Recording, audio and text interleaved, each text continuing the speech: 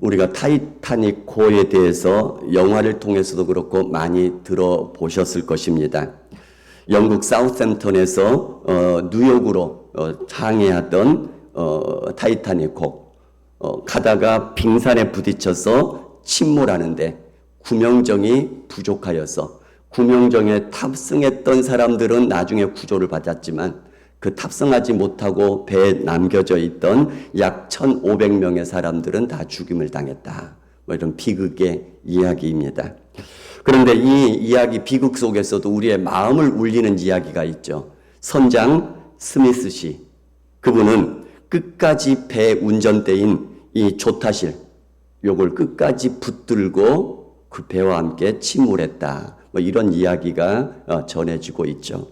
뿐만 아니라 영화에서 나오는 그 관현악당들, 거기에서 그들도 도망가려고 도망갔다가 다시 돌아와서 같이 찬송가를 켜기 시작하죠. 내 주를 가까이 하게 하려면 찬양을 하게 되는, 그렇게 연주하는 장면이 우리의 마음을 생각하게 만들죠. 자신들의 생명조차 돌아보지 않고 주어진 사명을 끝까지 완수하는 그 숭고한 모습이 우리의 마음을 울리는 것 같습니다. 오늘 본문의 말씀은 사무엘이 이제 이스라엘 온 족속에게 이렇게 명령합니다. 말씀합니다. 만일 너희가 전심으로 여호와께 돌아오려거든, 다시 말하면 전심으로 여호와께 돌아오라 이런 얘기죠. 근데 돌아오려면 조건이 있습니다. 이방신들과 아스다롯을 너희 중에서 제거하고 너희 마음을 여호와께로 향하여 그분만을 섬기라 이렇게 말씀합니다. 그리하면 너희를 블레셋 사람의 손에서 건져내시리라.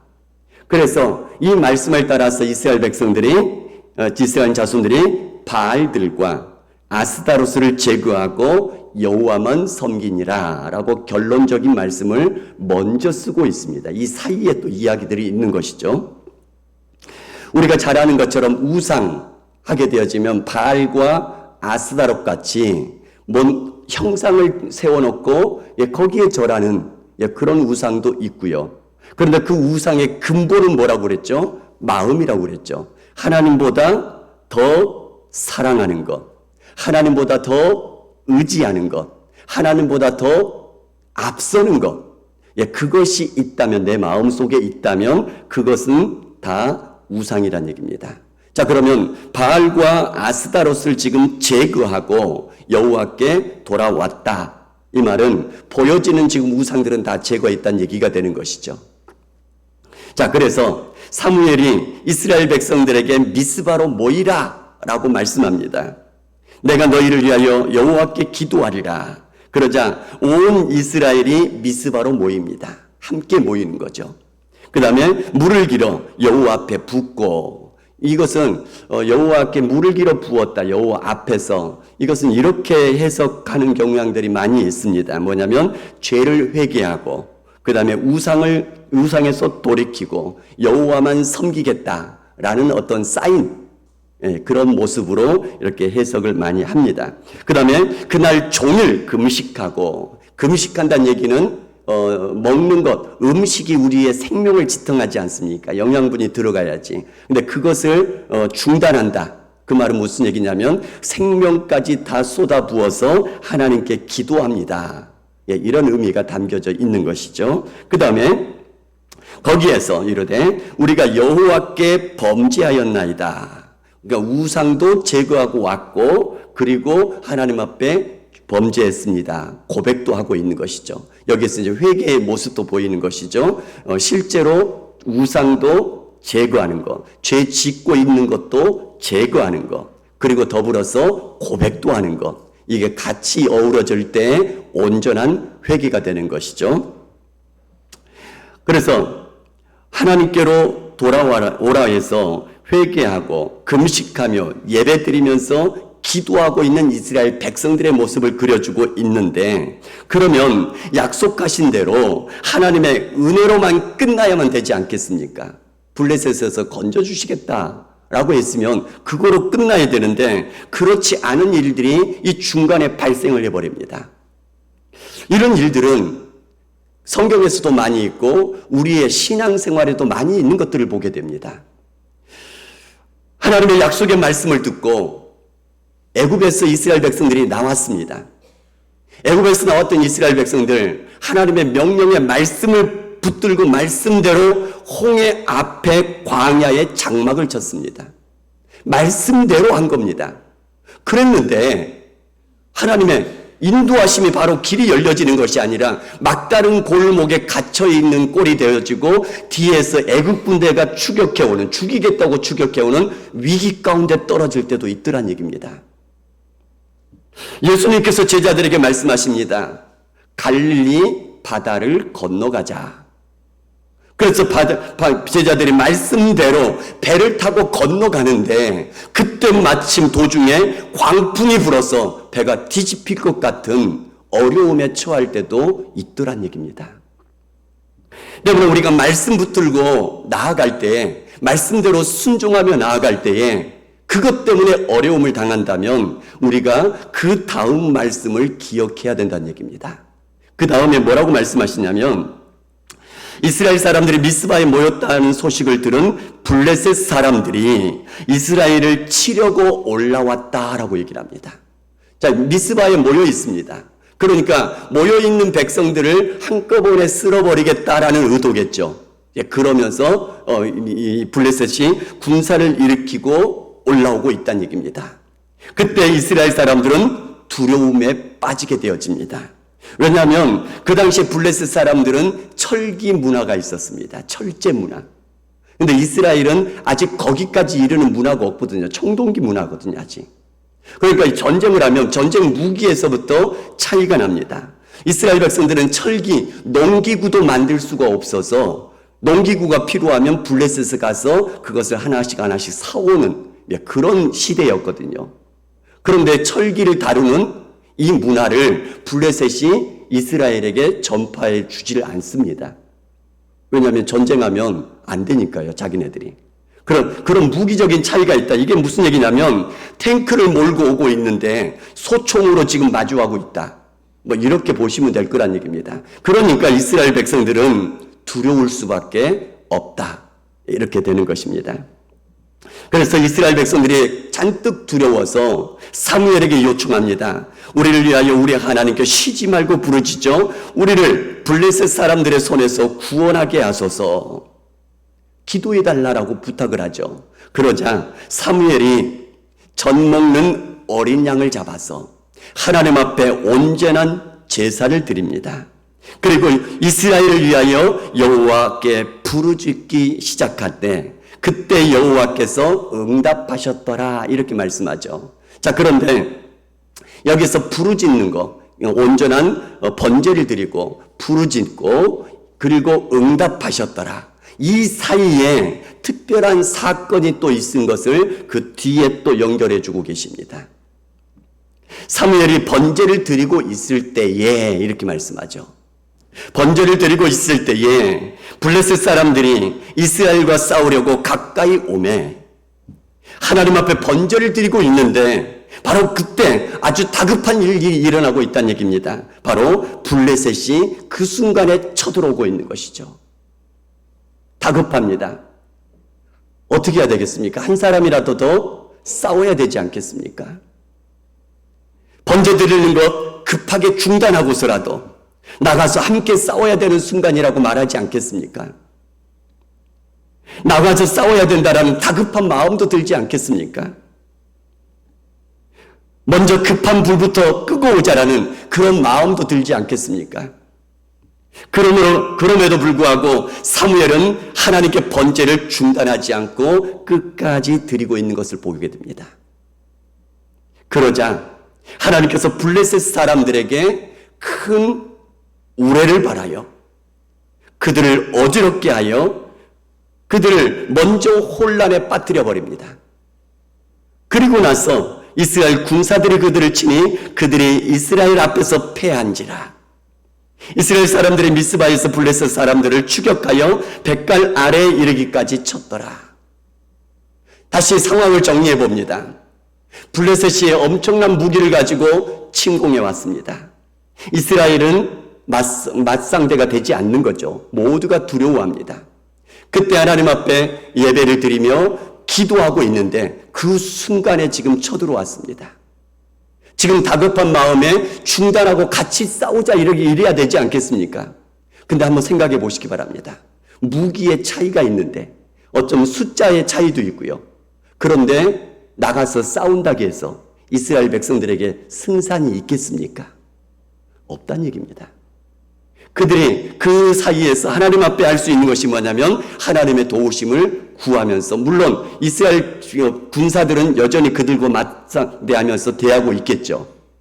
그런데 하나님께 예배드리고 번제를 드린 것은 계속해 나아가더란 얘기입니다. 하나님 앞에 섬기는 것이 최우선일 때에 하나님께서는 하나님의 방법으로 개입해 주시더란 얘기입니다. 여기에서 보면 뭐냐면은 보이는 우상은 아까 바알과 아스타롯을 제거하고 왔지 않습니까? 지금 여기 자리에서 마음속에 있는 우상까지 빼내는 작업이 있더란 얘기입니다. 누구를 더 의지하고 있느냐? 무엇을 더 의지하고 있느냐? 무엇이 더 마음속에, 내 마음속에, 이스라엘 백성들의 마음속에, 사무엘의 마음속에 더 중요하게 작용하고 있느냐? 지금 급하니까 싸우자 이것보다도 하나님께서 도와주시면 이길 수 있습니다. 이 마음이 주님 앞에 더 나아가고 있지 않습니까?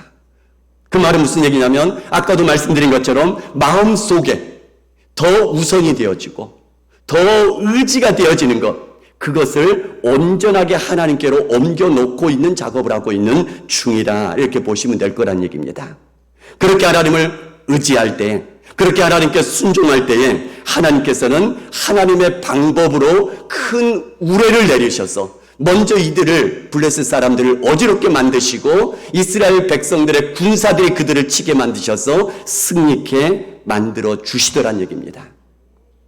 그러니까 이런 일들은 성경에 계속해서 나옵니다. 아까 말씀드렸던 것처럼 출애굽한 이스라엘 백성들이 앞에는 홍해가 가로막혔습니다. 뒤에는 애국 군대가 추격해오고 있었습니다. 처음에는 원망했었죠. 그러나 모세를 중심으로 다시금 하나님 앞에 회개하며 말씀대로 굳게 섰을 때에 홍해물이 먼저 갈라지기 전에 하나님의 특별한 말씀이 먼저 나오는 것을 보게 됩니다.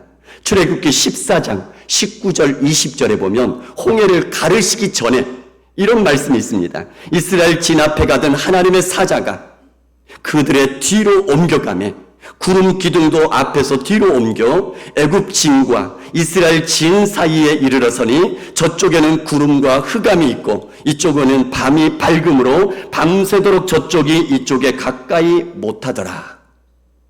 하나님께서 이스라엘 앞서 가시던 하나님이 뒤로 갔습니다. 뒤로 가니까 이스라엘과 애국 군대 사이에 서 계시는 거죠.